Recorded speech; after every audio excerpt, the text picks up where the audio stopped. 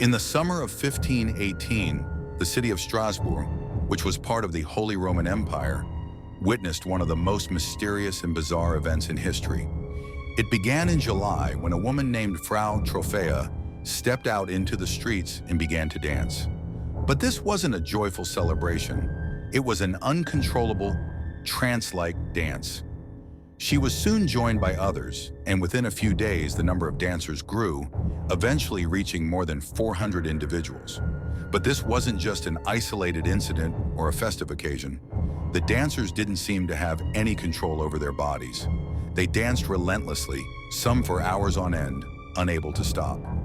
Some collapsed from exhaustion, others suffered strokes, heart attacks, or were simply too worn out to continue. Tragically, some even died from sheer physical strain. The local authorities were at a loss.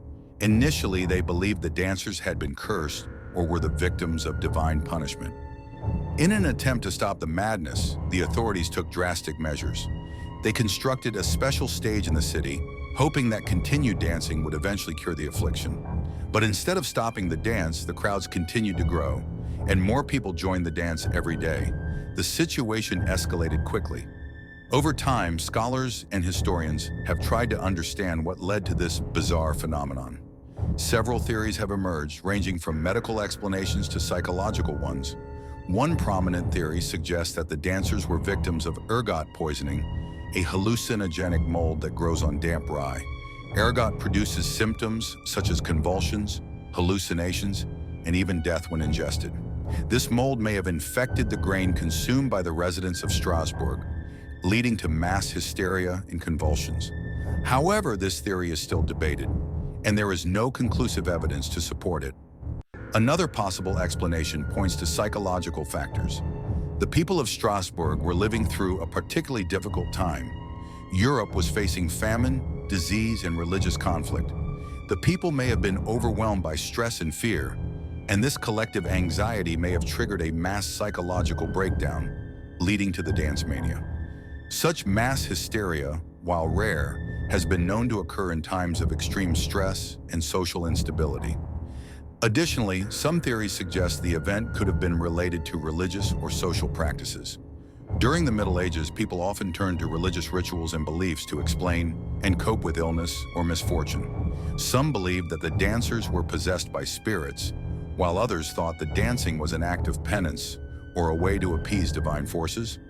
It's possible that the dancers believed their actions were a form of religious atonement or an effort to cleanse themselves from sin. Despite the many theories, no one has ever been able to fully explain the cause of the dancing plague. The event lasted for several weeks, with some reports suggesting that it continued for months. The authorities' attempts to control the situation were ineffective, and the madness spread, leaving the people of Strasbourg frightened and confused. The dancing plague of 1518 remains one of the strangest occurrences in human history. It serves as a stark reminder of how vulnerable humans are to psychological and physical forces, especially in times of extreme stress. The event also highlights the lengths to which people and authorities will go to try to understand and control something that defies explanation. In many ways, the dancing plague is a symbol of how fear and uncertainty can lead people to engage in irrational behaviors. Some historians have pointed out that the dancing plague is not an isolated incident. There have been other reports of dancing manias throughout Europe during the Middle Ages. These outbreaks, often referred to as dancing plagues or dancing mania, occurred in various regions at different times. While they were not as extreme or as deadly as the Strasbourg event, they demonstrate that this type of mass psychological phenomenon was not unique to one place or time. The dancing plague also raises important questions about human behavior and the limits of medical and social understanding.